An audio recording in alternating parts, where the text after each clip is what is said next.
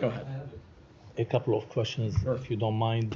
First, is the U.S. coordinating with Germany in its efforts to find a diplomatic solution for the war between Israel and Hezbollah? And are you aware of a visit that a German intelligence official made to Beirut and met with Hezbollah officials? So I would let the government of Germany speak to their own efforts in the region. What I can say is that Germany is one of our closest partners in a number of areas, not just when it comes to the Middle East, but also Ukraine as well. And I have no doubt that they are eager to play a positive and contributive role in addressing this conflict, and not just finding a peaceful resolution to the conflict in Gaza, but also ensuring that there is calm along the blue line as well. But I will let them speak to their own efforts. On Syria and Turkey, do you have any comments on the clashes between Turks and Syrians inside Turkey and in northern Syria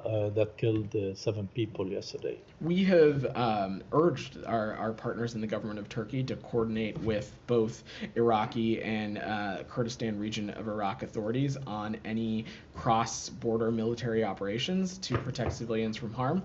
We certainly recognize the ongoing threat posed by the PKK, but we also urge the Turkish government to respect Iraqi sovereignty and to coordinate these kinds of military operations. But the clashes weren't about the PKK, because Syrians in Turkey got attacked by Turks, and they demonstrated yesterday in northern Syria and attacked Turkish troops who are based in northern Syria. I'm happy to look a little bit more specifically into this incident, Michelle, but I would just say unequivocally that in any kind of activity or operation, that efforts need to be made to protect civilians. And do you support a meeting or a reconciliation between Syria and Turkey, especially that officials from the two countries will meet soon in Iraq? So I've seen those reports, Michelle, and our position has been clear.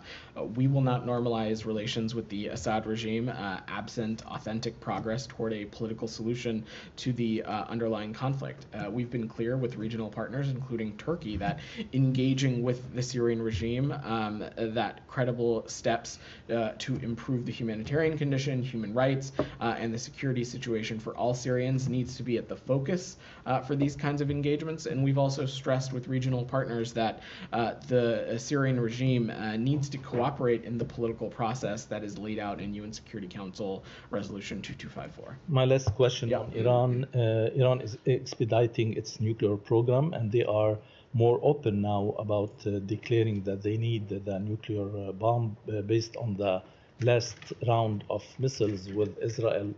What's your comment on that? So, since the onset of this administration, the President Biden, Secretary Blinken have been clear that Iran will not be able to obtain a nuclear weapon, and so that continues to be our goal and focus. I don't have any updates to offer beyond that.